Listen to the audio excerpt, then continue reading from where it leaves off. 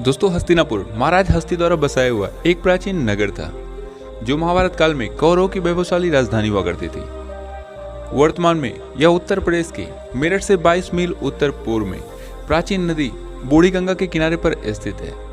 इस नदी की एक धारा यहाँ के प्राचीन टीलों से होकर गुजरती है। पौराणिक कथाओं के अनुसार सम्राट भरत के समय में पूर्ववंशी बृहच्छत्र के पुत्र राजा हस्तिन हुए, जिन्होंने अपनी राजधानी हस्तिनापुर बनाई। इसलिए उनके नाम से इसका नाम हस्तिनापुर पड़ा। कहते हैं कि हस्तिनापुर से पहले उनके राज्य की राजधानी खांडोप्रस्थ हुआ करती थी, लेकिन जल प्रलय के कारण यह राजधानी उजड़ गई। इसी कारण से राजा हस्ती ने एक नई राजधानी बनवाई और उसका नाम अपने ही नाम पर हस्तिनापुर रखा। पौराणिक कथाओं के अनुसार राजा हस्तिन के पश्चात अजामेड राजा बने।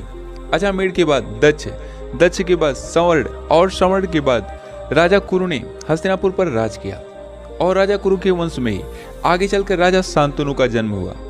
और इनके जन्म के बाद से ही इतिहास ने करवट ली, क्योंकि शांतनु के ही पौत्र थे पांडु और धृतराष्ट्र, जिनके पुत्रों को पांडव और कौरव कहा गया। पौराणिक कथाओं के अनुसार महाभारत की अधिकांश घटना हस्तिनापुर में ही घटी थी।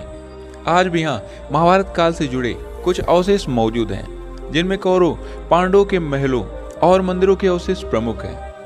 हालांकि इनका ठीक तरह से देखभाल न होने के कारण पूरी तरह से नष्ट होने की कगार पर है। स्क्रीन पर आप जिस किले को देख रहे हैं, इस विशालकाय किले के अंदर महल, मंदिर और अन्य इमारतें मौजूद थी, जिनके अवशेषों को आज भी इस किले के खंडारों में देखा जा सकता है। हस्तिनापुर में पांडवों के किले के पास में पांडेश्वर महादेव मंदिर मौजूद है। पांडेश्वर महादेव मंदिर वही मंदिर है जहां पांडवों की रानी द्रौपदी पूजा पाठ किया करती थी। आपको जानकर हैरानी होगी, लेकिन इस मंदिर में मौजूद 5 पांडवों की मूर्तियां महाभारत कालीन बताई जाती हैं। और सबसे खास बात तो ये है कि इस मंदिर में मौजूद शिवलिंग प्राकृतिक है, लेकिन यह शिवलिंग जलाभिषेक के कारण आज के समय में आधा रह गया है। यही नहीं, इस मंदिर के प्रांगण में एक विशालकाय वट वृक्ष भी मौजूद है और इस वृक्ष को भी महाभारत कालीन बताया जाता है, जहाँ आज भी लोग दीपक जलाकर पूजा अर्चना करते हैं। इस मंदिर के पास प्राचीन शीतल जल का एक कुआं भी मौजूद है और उसे भी महाभारत कालीन बताया जाता है। दोस्तों, यह पांडेश्वर महादेव मंदिर देश ही नहीं बल्कि विदेश में भी प्रसिद्ध है। हस्तिनापुर में विदुर का किला आज भी बूढ़ी गंगा के किनारे स्थित है। यह किला लगभग 50 से 60 फीट ऊंचा है। इस टीले को विदुर का निवास स्थान भी माना जाता है। दोस्तों, विदुर पांडव और धृतराष्ट्र के सौतेले भाई थे, जो अपनी बुद्धि, सुझाव और अनेक प्रकार की नीतियों के लिए आज भी प्रसिद्ध हैं। जी हाँ, ये वही विदुर हैं जिनकी नीतियों को आपने भी कहीं ना कहीं पढ़ा ही होगा। इसके अलावा एक कौरव के मंत्री भी थे। आज के समय में इस टीले को आनंदगिरी चमत्कारिक आश्रम के नाम से जाना जाता है। यहाँ प्राचीन पीपल का विशालकाय वृक्ष भी मौजूद है। हस्तिनापुर में करेडेश्वर मंदिर भी मौजूद है। पौराणिक कथाओं के अनुसार करेडेश्वर मंदिर का निर्माण लगभग 5000 साल पहले पांडेश्वर महादेव मंदिर के समय ही किया गया था। कर्ण ने इस मंदिर में स्वयं भगवान शिव की स्थापना की थी। पौराणिक कथाओं के अनुसार भगवान शिव की आराधना करने के बाद दानवीर कर्ण यहीं पर प्रतिदिन 1.25 मन सोना दान किया करते थे।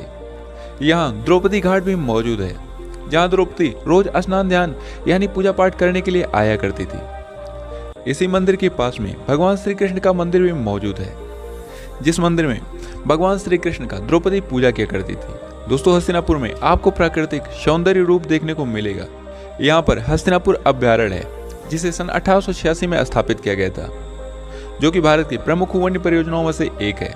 इसके अलावा हस्तिनापुर जैन धर्म का भी प्रमुख केंद्र है, क्योंकि यहाँ जैन धर्म के भी कई प्रमुख मंदिर मौजूद हैं। जैसे कि मैंने आपको पहले ही बताया कि हस्तिनापुर पांडव और कौरव की राजधानी थी, लेकिन पौराणिक कथाओं में कहा गया है कि जब यहाँ बाढ़ आई तो यह राजधानी पूरी तरह से बर्बाद हो गई और पांडव हस्तिनापुर छोड़कर कौशाम्बी चले गए।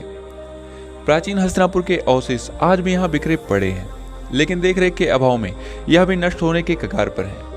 तो दोस्तों, आपको यह वीडियो कैसी लगी हमें कमेंट करके जरूर बताएं। फिलहाल इजाजत चाहते हैं, फिर मिलेंगे किसी और वीडियो के साथ। तब तक के लिए जय श्री कृष्ण।